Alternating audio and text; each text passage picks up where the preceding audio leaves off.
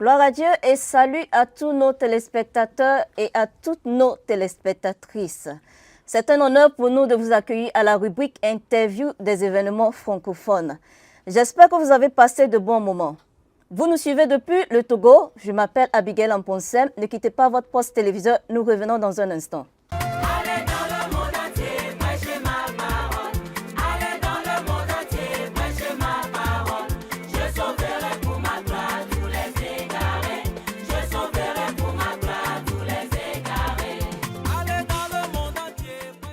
Bon retour de la pause.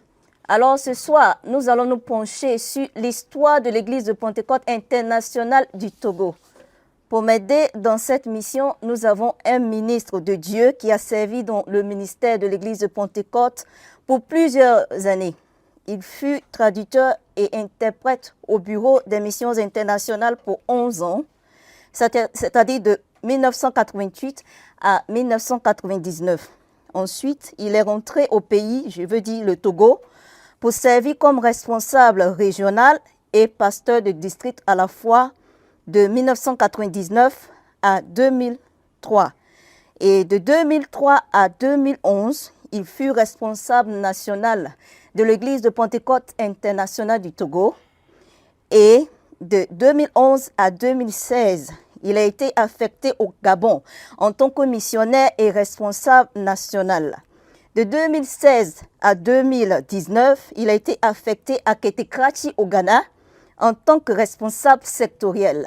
De 2019 à 2021, il a été affecté à nouveau au Togo en tant que responsable national. Et donc, il a fait valoir son droit de retraite en 2021. Apôtre retraité Komi Edna Agbavito, nous vous souhaitons le bienvenu à la rubrique Interview des événements francophones. Merci, Abigail. J'espère que vous allez bien.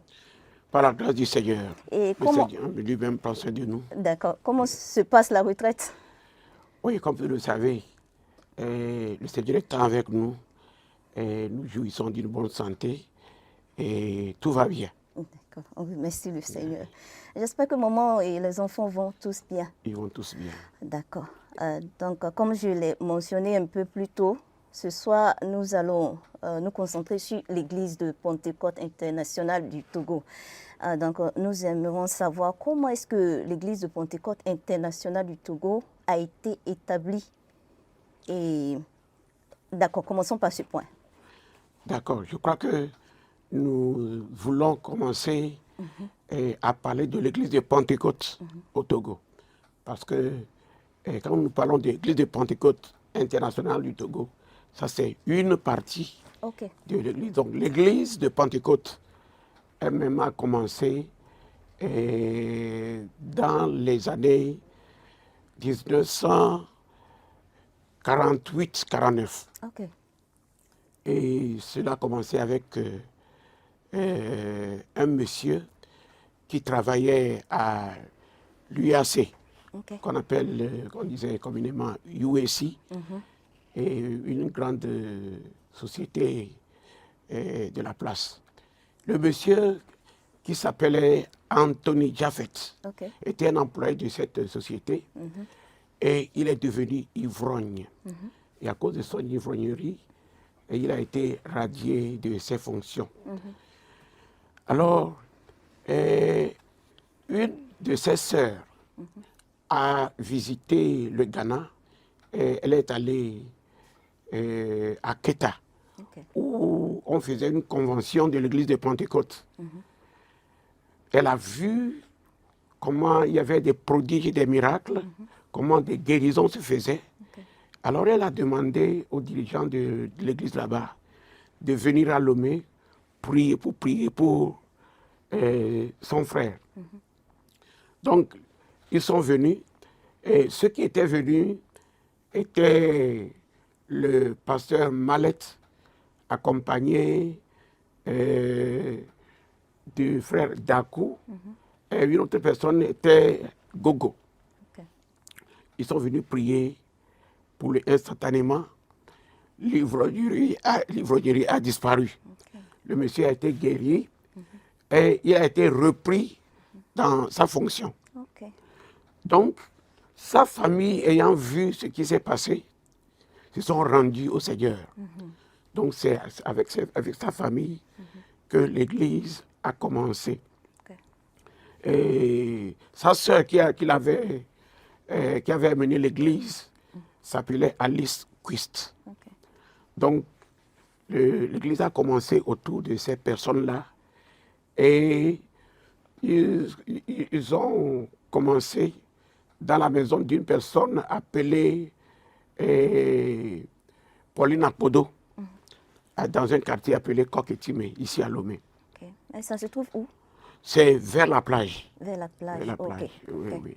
Ok. Donc, c'est ainsi que l'Église a commencé. Donc, petit à petit, et selon l'apôtre Koké Mensa, qui avait été un des responsables nationaux de l'Église, il y avait aussi un groupe qui avait commencé aux environs de Palémé. Ok. Donc, rapidement, ce groupe a commencé. Plus tard, Dakou a été amené pour diriger l'Église.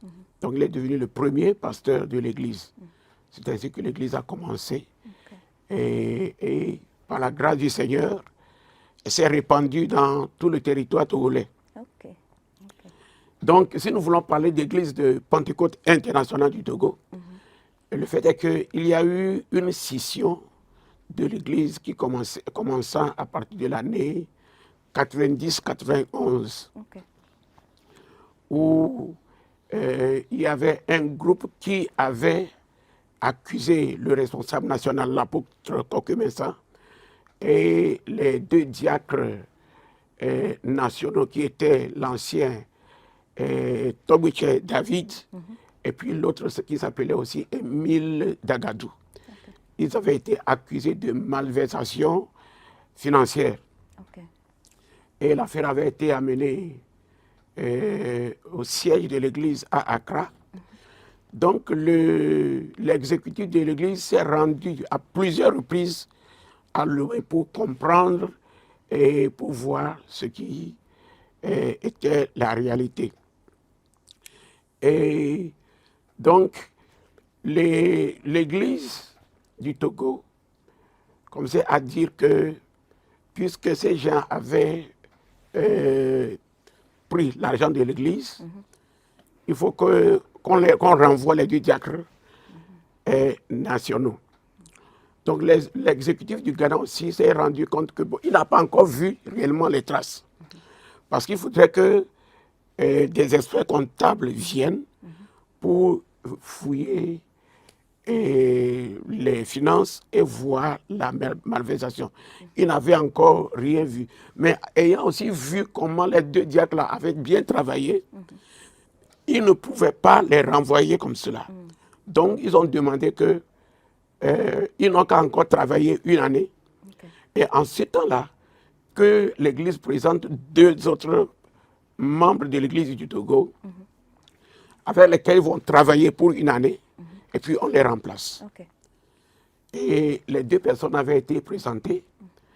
L'exécutif a prié pour eux, espérant que dans l'année, ils vont voir comment ceux-ci travaillent et pour pouvoir les remplacer. Mais aussitôt que cela a été fait, dès le départ de l'exécutif international, ceux-ci, les frères, ont renvoyé les deux anciens diacres nationaux. Ils ont mis en place ceux pour lesquels la prière avait été faite. Ok. Donc, ensuite, ils ont assigné aussi l'apôtre Okemensa, qui était le responsable national, plus l'apôtre Afedo, qui était en mission en Côte d'Ivoire, et que le siège avait ramené pour remettre de l'ordre. Ok. Et ensuite, plus les deux diacres nationaux, ils les avaient accusés au tribunal qu'ils avaient pris une somme de 57 millions et que le tribunal n'a qu'à leur reprendre cet argent. Donc le tribunal est entré dans les faits. Ils ont fait leurs enquêtes.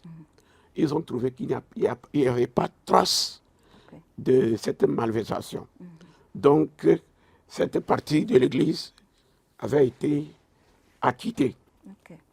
Il y avait un autre cas. Et dans ce même moment, il y avait un groupe, une église en Angleterre qui s'appelait Links International, qui supportait certaines églises en Afrique avec un peu d'argent. Donc, dans le Togo, le Nigeria et un autre pays que j'ai oublié. Donc, dans ce moment-là, l'argent du Togo ne venait plus à l'église. Donc, la partie accusatrice a aussi dit que c'est les deux diacres nationaux-là qui auraient confisqué cet argent. Mais où est-ce que l'argent partait? Ou bien vous allez en venir? L'argent venait de l'Angleterre. Ça venait de l'Angleterre. Donc, le secrétaire général de l'Église, qui s'appelait en ce temps l'apôtre Atto Addison, a voulu mener des enquêtes pour voir où passait l'argent.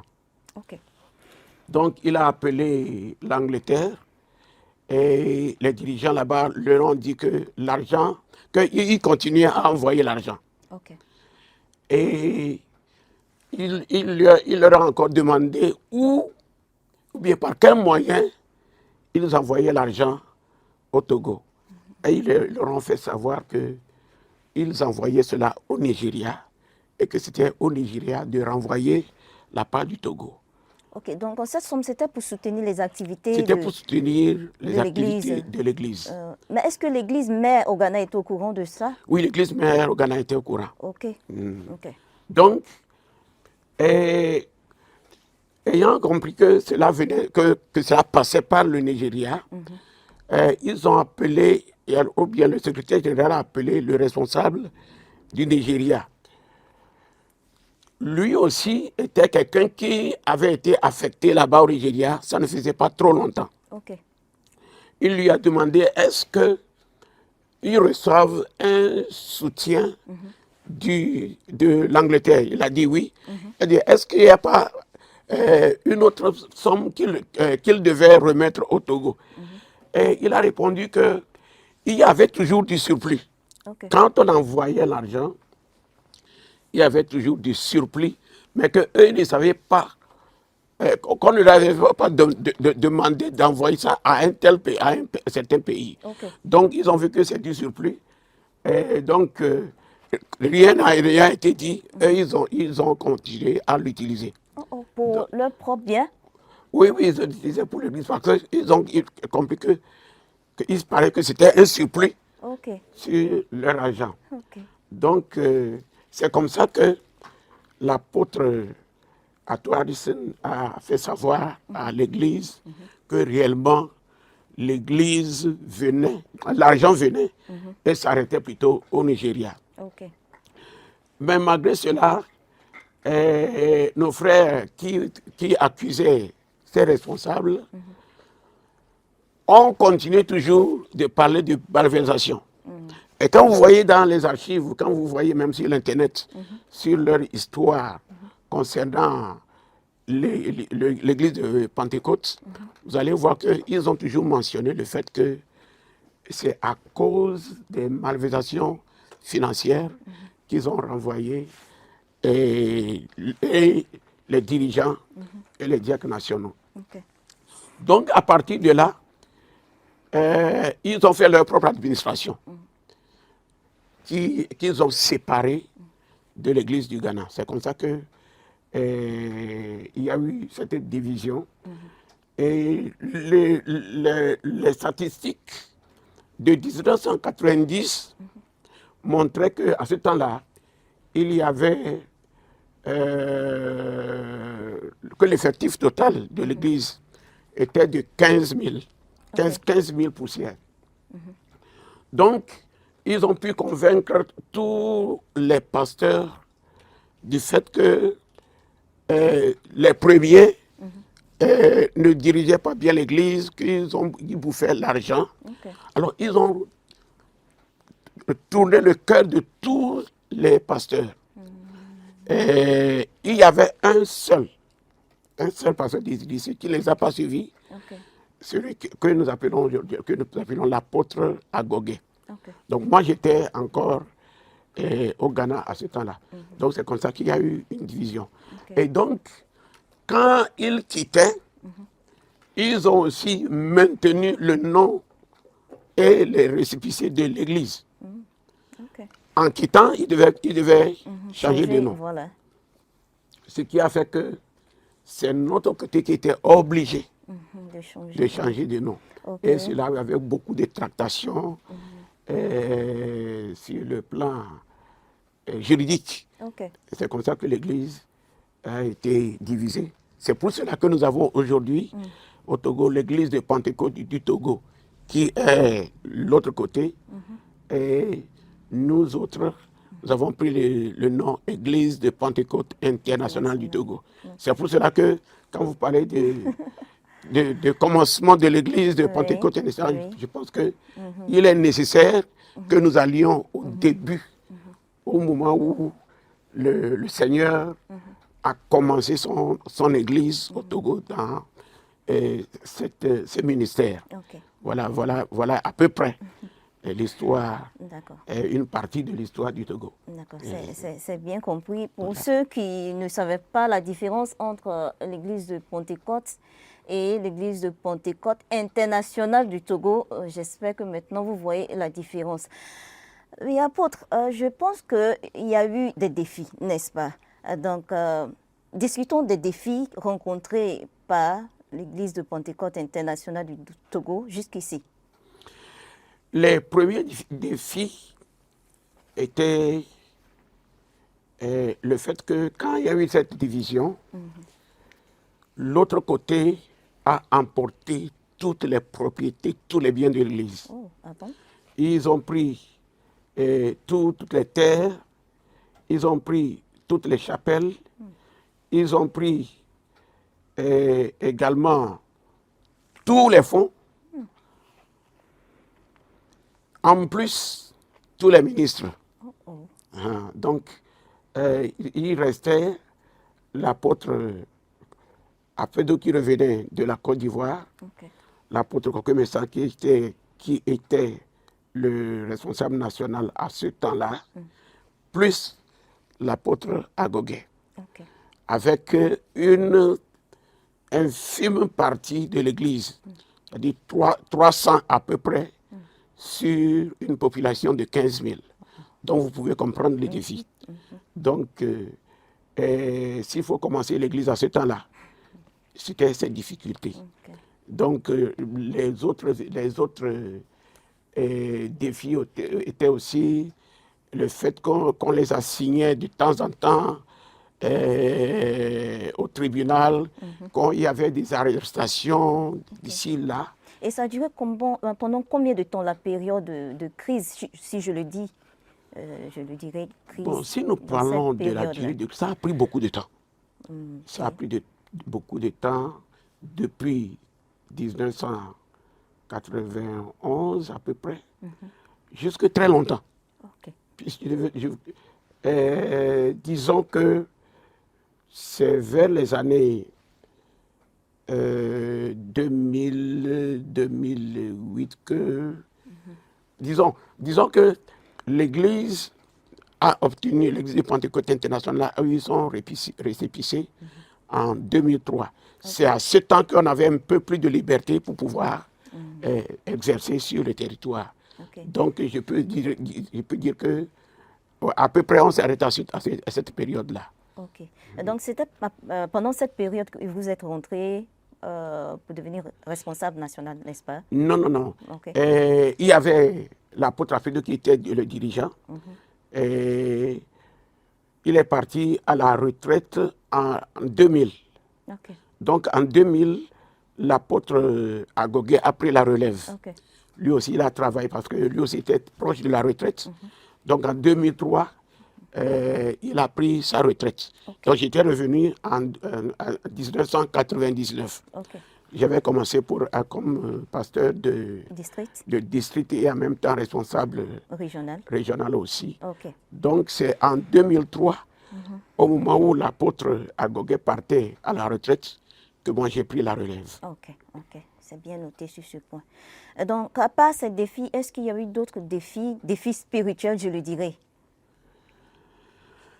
Défis spirituels, d'abord, il faut parler du manque d'ouvriers. Ok. Et on n'avait pas d'ouvriers, mais le Seigneur a commencé à appeler les gens, comme la parole de Dieu dit que le champ est vaste, et la moisson est grande, mais il y a peu d'ouvriers. Donc avec nos prières, le Seigneur amenait petit à petit les ouvriers. Mais quand ils viennent, il faut leur payer de salaire. Okay. Il faut leur trouver des logements. C'était ça les défis qu'il y avait à ce temps-là. Okay. Mais malgré tout, le Seigneur étant toujours fidèle à sa propre mission, résolvait ces problèmes d'une certaine manière, jusqu'à ce qu'aujourd'hui, par la grâce de Dieu, nous pouvons dire que l'Église est bien assise et que malgré le fait que c'est bien assis quand même, les défis, il y en a toujours, mais à différents niveaux. Okay. Voilà. C'est bien noté sur ce point. Donc, vous qui nous suivez, j'espère que vous êtes en train de suivre comment l'Église de Pentecôte internationale du Togo a été établie. Et jusqu'ici, nous avons vu les années dans lesquelles l'Église de Pentecôte internationale du Togo a été établie, les défis qui ont été rencontrés jusqu'ici. Ne quittez pas votre poste téléviseur, nous revenons dans un instant. Allez dans le monde entier, prêchez ma parole. Allez dans le monde entier, prêchez ma parole. Je sauverai pour ma gloire tous les égarés. Je sauverai pour ma gloire tous les égarés. Allez dans le monde entier, prêchez. Bon retour de la pause. Avant de prendre la pause, nous avions déjà commencé à parler des défis que l'Église de Pentecôte a rencontrés avant qu'elle ne soit appelée Église de Pentecôte internationale du Togo. Donc, papa, nous allons faire un peu de marche arrière. Nous aimerons savoir, quand il y a eu la scission, presque 98% des pasteurs ont été, je dirais même 99%, puisqu'il restait un seul pasteur. Donc, nous voulons savoir quel impact la scission a eu sur le seul pasteur qui était resté. Comment est-ce que les autres pasteurs qui avaient suivi l'autre partie de l'Église le voyaient? Ça, c'est la première partie. Et aussi, nous allons voir l'impact que cela a eu sur l'Église mère au Ghana. Donc, nous allons prendre la première partie.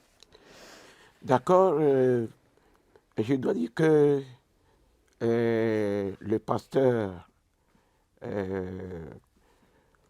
Agogué, il était pasteur du district à ce temps-là. Okay. Et c'est lui qui n'avait pas accepté de marcher avec le groupe dissident. Et je dois dire que c'est un homme solide, quelqu'un qui prend ses responsabilités. Okay. Et il a dû aussi assumer beaucoup de ses propres décisions. Et il s'est fait que nous avons fait savoir qu'il y avait une liste qu'on faisait passer. Okay. Vous signez. Quand vous signez, ça veut dire que vous êtes avec nous. Quand vous ne signez pas, ça veut dire que vous n'êtes plus avec nous. Ok, c'est vous qui avez fait sortir cette liste? Non, je parle de l'église dissidente. Dissidente, ok. Qui avait à l'endroit des pasteurs. Donc, quand la liste est sortie, tous ont signé, sauf lui, qui est aujourd'hui l'apôtre Agogué. Apôtre Agogué. Donc, comme il n'a pas accepté, du coup, on lui a fait savoir que c'est fini pour son salaire. Il n'avait plus de salaire avec eux. Okay. Donc, on l'a fait sortir de la maison missionnaire. Il a été rejeté de la maison missionnaire avec toute la famille. Et il avait une moto Vespa qu'il utilisait pour le ministère. Et ça lui a été arraché. Et il faut voir que à ce temps-là, ce n'était pas facile. Mais il a tenu solidement en disant que voilà, cette décision qu'il a prise, il ne va pas retourner en arrière. Et qu'est-ce que l'Église mère a fait de cette situation un pasteur qui doit subvenir aux besoins de sa famille, il n'avait rien, il n'avait pas de salaire, comment il a pu survivre? L'Église, mais vous voulez parler de l'Église du Ghana? Oui. Il n'y avait pas que lui. Comme je vous le disais, il y avait l'apôtre Alfredo qui était revenu de la Côte d'Ivoire pour être normalement le dirigeant national de l'Église avant qu'il y ait eu cette scission-là. Donc il était aussi là. Il y avait l'apôtre Okemensa qui était le dirigeant ou bien le responsable national de l'Église au Togo. Donc, plus ce pasteur-là, ça faisait 3. Ils subissaient le même sort. Tous les 3 là subissaient le même sort. Ils ont été renvoyés. L'apôtre Kokemesa a été renvoyé de la maison missionnaire nationale.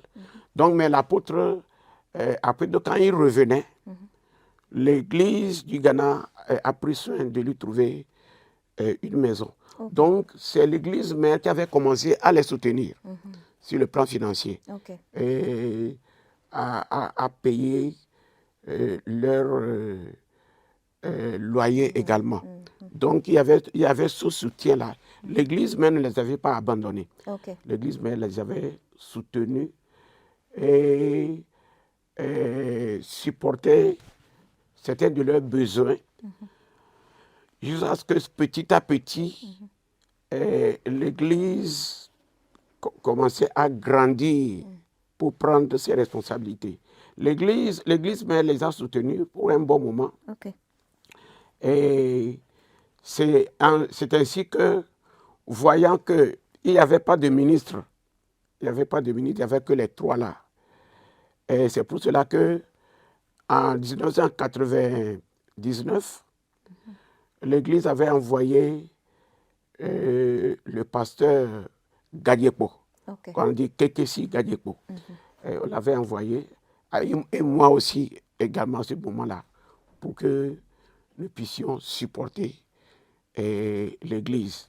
Donc voilà ce que l'Église mère faisait à ce temps-là. Donc ils étaient toujours derrière, tout en travaillant avec l'autre groupe pour les ramener au bercail. Ils ne les avaient pas laissés comme ça, mais ils travaillaient toujours afin qu'il y ait une fusion. Et cela aussi a pris beaucoup de temps, jusque ces dernières années,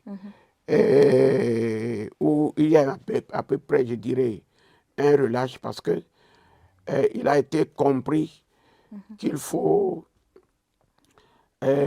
laisser tout le monde, que le Seigneur fasse sa volonté.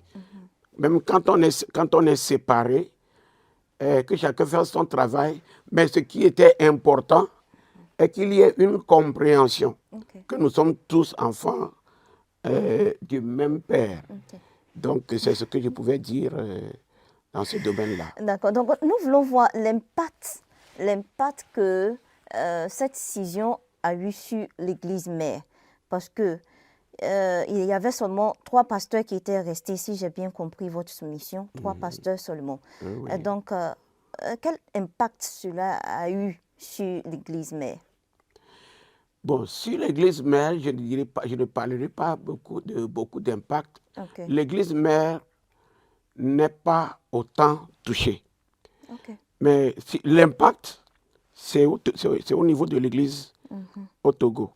Et nous voulons vraiment remercier les dirigeants de l'Église mère de ce temps-là, parce qu'ils n'ont pas abandonné le petit groupe qui continuait à travailler sous leur coupole. Ils les ont soutenus. Et les dirigeants, ils venaient de temps à autre s'asseoir avec nos frères bien-aimés pour pour qu'on puisse se comprendre, pour qu'on puisse s'unir. Donc, il y a eu des réunions qui se faisaient.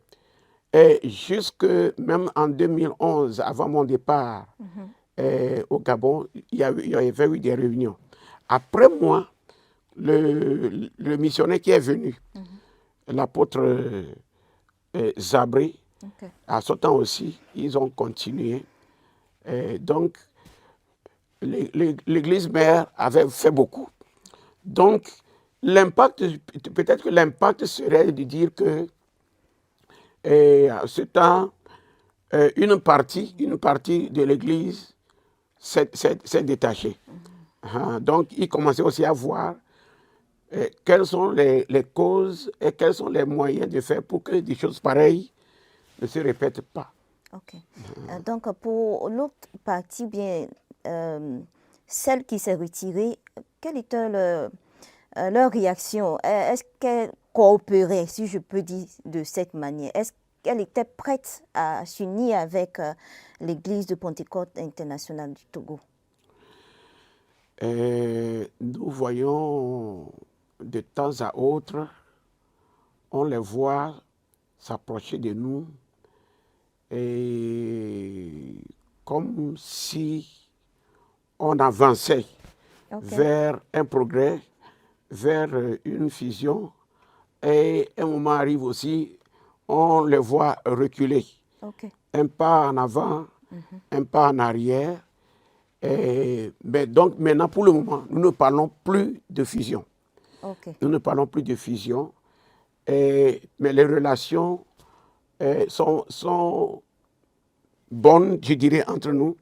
Il n'y a plus de querelle. Il n'y a pas d'attaque. Il n'y a pas d'attaque d'aucun côté. Chacun fait son travail. Parfois, quand ils veulent organiser des réunions, ils invitent nos responsables du Ghana, ils invitent notre responsable national. Et il y a cette bonne relation entre eux. Donc nous espérons que la volonté de Dieu dans le futur se fera. Ce qu'est la volonté de Dieu. Parce que Dieu est souverain dans ses actions. Il peut unir les deux côtés un jour, ou bien il peut les garder chacun de son côté. Comme par exemple quand nous parlons de la même chose qui s'était passée au Ghana, l'église apostolique et l'église de Pentecôte. Ça fait des années. Il n'y a pas eu cette idée de se fusionner. Chacun est autonome, chacun travaille. Donc, on ne voit même pas la nécessité de vouloir se fusionner. Au contraire, en Côte d'Ivoire, il y a eu ces mêmes divisions. Au temps de l'apôtre Afedo, quand il est parti là-bas, après la division, ils ont travaillé et plusieurs groupes sont revenus, ils sont fusionnés. Ceux-là qui avaient pris même le récépissé l'ont ramené et ils ont une grande partie qui est redevenue les mêmes, sauf un petit groupe qui marche aussi de son côté. D'accord. Maintenant, parlons un peu des missionnaires qui ont été envoyés avant la scission, ou bien pendant la crise, les missionnaires qui ont été envoyés au Togo pour travailler, et après la scission. D'accord. Et c'était pendant que on n'avait pas assez d'ouvriers, que l'église mère, sous la direction du feu apôtre Ntoumi, avait envoyé, comme je le disais, le pasteur Galiepo, qui est devenu plus tard apôtre, en 1999. Et il a été envoyé comme responsable régional. Donc, lui, il avait pris siège à Sokodé. Et il dirigeait l'église de Sokodé jusqu'à Saint-Cassé. Ça, c'est un grand territoire. Ok, Saint-Cassé, c'est près du Burkina. C'est la frontière du Burkina. Ah, ok. Donc, Sokodé, c'est le centre. Donc, il dirait du centre jusqu'à l'extrême nord. Ok. Et ce qui n'était pas facile, mais il a œuvré. Et en 2000, ils ont envoyé aussi le pasteur au clou comme missionnaire. Donc lui aussi est venu apporter sa pierre à l'édifice. Ok. Et donc après leur départ, l'un a fait 6 ans, l'autre a fait 5 ans, et ils sont partis. Donc à ce moment, avec ce temps-là, le Seigneur a commencé à nous donner des ouvriers nationaux. Donc à partir de là, on n'a plus envoyé de missionnaires. Ok. Voilà. Donc ils ont quand même travaillé.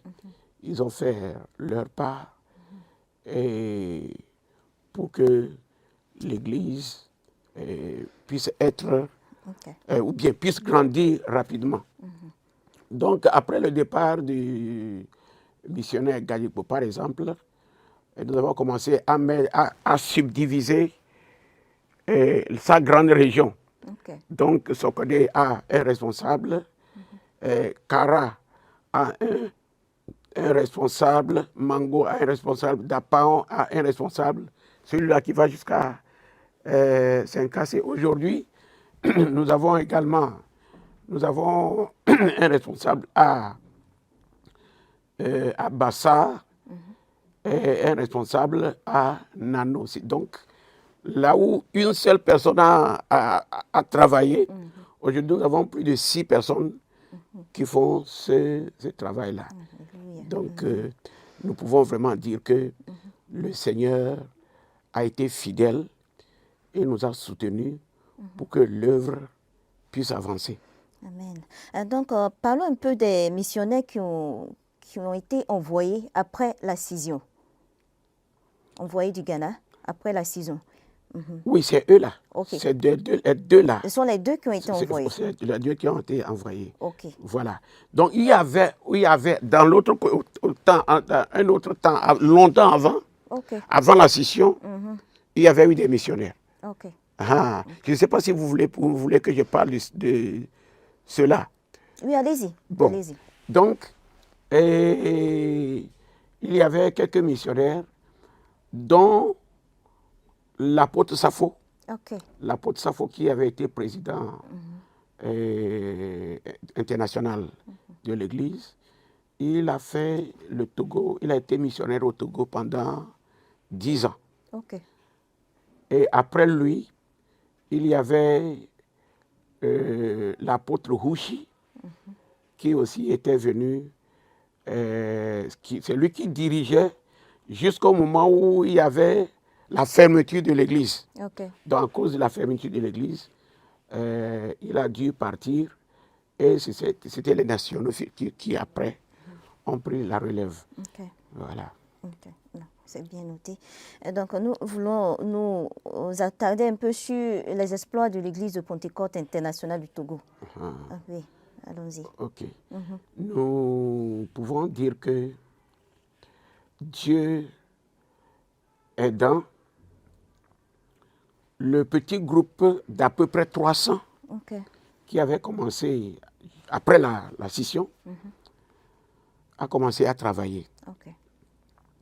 Et nous nous sommes inspirés de ce qui s'est passé, de l'enseignement que Makion avait donné à son groupe quand il y avait eu une scission au Ghana. Il disait à ces gens que n'allez pas à l'église pour prêcher quelqu'un. N'allez pas parler de querelle à l'église. Vous prêchez Christ crucifié. Et priez. Évangélisez.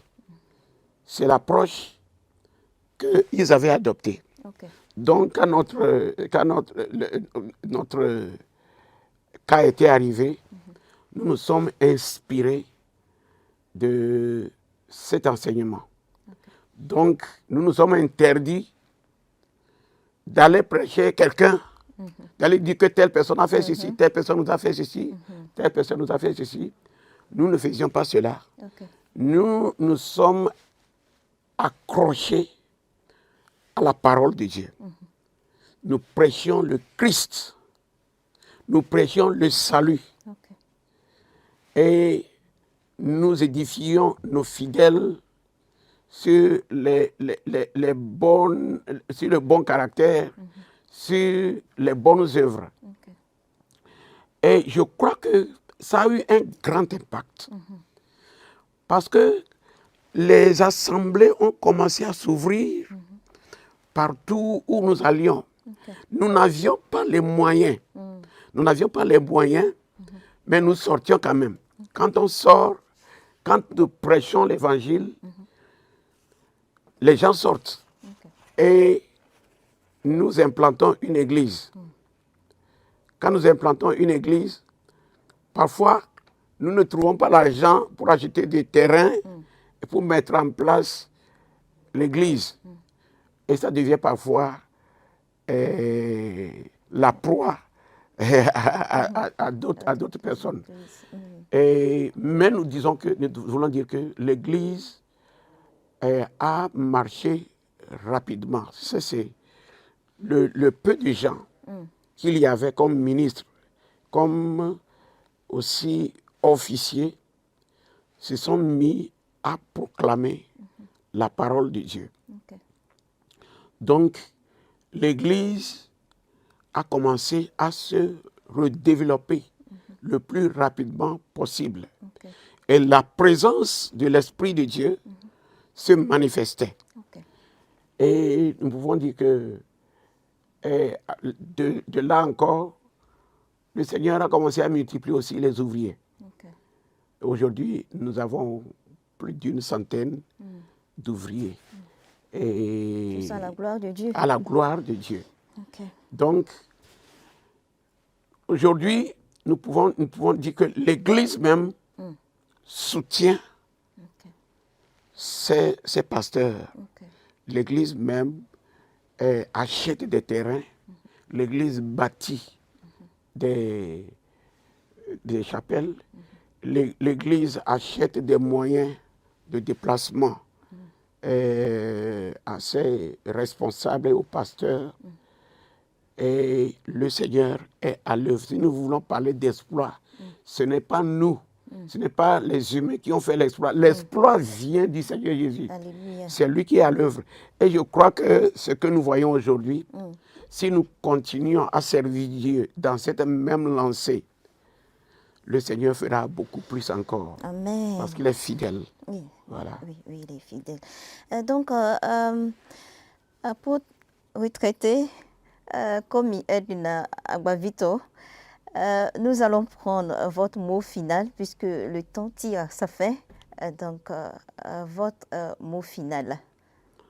D'accord. Et je crois que c'est l'occasion pour moi de remercier Dieu pour sa bonté envers son Église.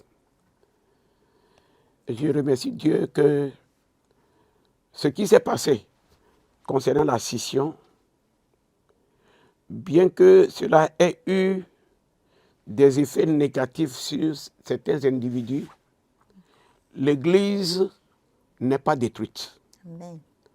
Parce que le Seigneur veut que par l'Église, les âmes soient sauvées. C'est pour le salut des âmes que Dieu lui-même a envoyé son Fils venir mourir à la croix, verser son sang, aller même aux enfers. Et je crois que cette œuvre qu'il a accomplie ne peut jamais être vaine. À cause de cela, il a maintenu son Église. De l'autre côté, l'Église de Pentecôte du Togo, l'Église avance. Il prêche aussi l'Évangile. Les âmes sont sauvées là-bas. De notre côté également, nous prêchons l'Évangile les âmes sont sauvées, l'Église avance. Et le corps de Christ tout entier au Togo est à l'œuvre. Nous voulons dire merci à Dieu et merci à Dieu pour avoir protégé ses ouvriers pendant ces temps difficiles. Comment il avait pris soin d'eux et comment, malgré des difficultés, personne n'a perdu la vie, Dieu étant bon, jusqu'à ce que nous soyons où nous sommes aujourd'hui. Je veux rendre grâce à Dieu pour toutes ses œuvres. Et je voudrais encore maintenant remercier le siège international, les présidents, depuis le prophète Yeboah, l'apôtre Ntsumi, l'apôtre professeur Opoko Nina, et aujourd'hui l'apôtre Eric Nyamiche, qui ont été un grand soutien. Ils ont été un grand soutien à l'Église avec leurs secrétaires, tous leurs secrétaires généraux. Ils nous ont toujours encouragés, ils nous ont conseillés et parfois même ils nous ont soutenus avec de l'argent. Jusqu'à ce que l'Église demeure aujourd'hui. Ils ont fait de grandes choses. Et nous leur disons merci. Et nous prions que l'Éternel Dieu, qui les a appelés à rendre ces services-là, qu'il les bénisse et qu'il bénisse toute l'Église au niveau international.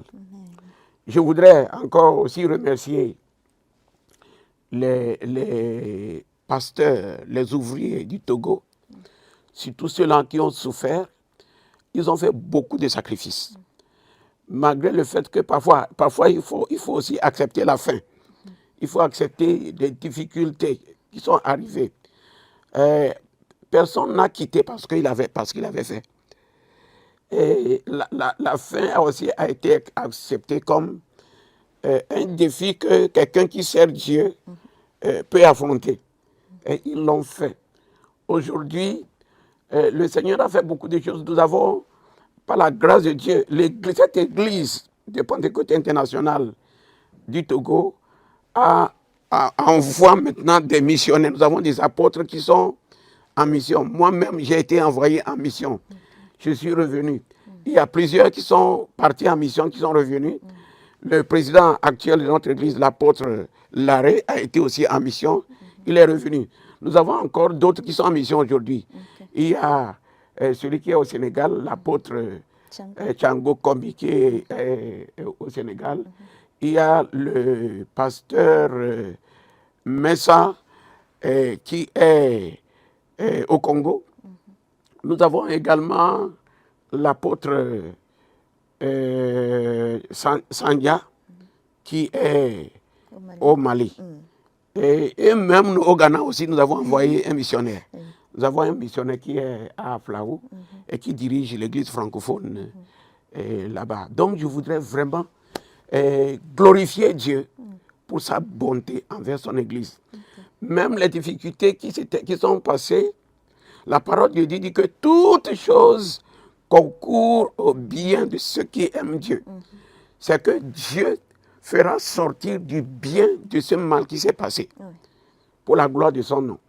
Donc, c'est le mot de fin et je voudrais encourager nos ministres de continuer dans cette même lancée parce que le Seigneur est celui qui récompense les bonnes œuvres.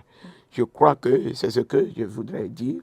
Et remercier Pintivi également de ce que vous soyez venus pour écouter l'histoire du Togo. Et vous, diaconesse Abigail, merci d'être venu. Ce n'est pas facile de faire ces travaux-là, en plus de l'œuvre que vous faites de traduction. Que le Seigneur vous bénisse. Amen. Quand vous êtes venu ici, s'il y a eu des défis, si vous avez eu des défis, acceptez cela comme faisant partie de l'œuvre du Seigneur. Qu'il vous bénisse. Amen. Merci apôtre, pour votre mot de fin. Malheureusement, le temps ne joue pas en notre faveur pendant que nous étions en train d'apprécier cette discussion. Et j'espère que vous avez appris beaucoup de leçons de l'histoire de l'Église de Pentecôte internationale du Togo. Nous voulons saisir cette occasion pour dire un grand merci à l'apôtre retraité Komi Edina Bavito de nous avoir aidé à savoir quelque chose sur l'histoire de l'Église de Pentecôte internationale du Togo. Si vous voulez en savoir plus, rejoignez-nous sur Pan TV mardi prochain de 19h30 à 20h30. Nous voulons saisir cette occasion pour dire un grand merci aux responsables national de l'Église de Pentecôte internationale du Togo, à la personne de l'apôtre Jules Banimpo Laré, qui a permis à notre papa Agbavito de nous entretenir sur l'histoire de l'Église de Pentecôte internationale du Togo. Nous voulons saluer le président international de l'Église de Pentecôte, qui est l'initiateur de cette émission. Nous saluons le directeur des missions internationales et tout le personnel du bureau des missions internationales. Encore une fois, je m'appelle Abigail Amponsem. Prenons rendez-vous ici mardi prochain de 19h30 à 20h30 pour un autre sujet intéressant. Merci de nous avoir suivis et que Dieu vous bénisse. Au revoir. Allez dans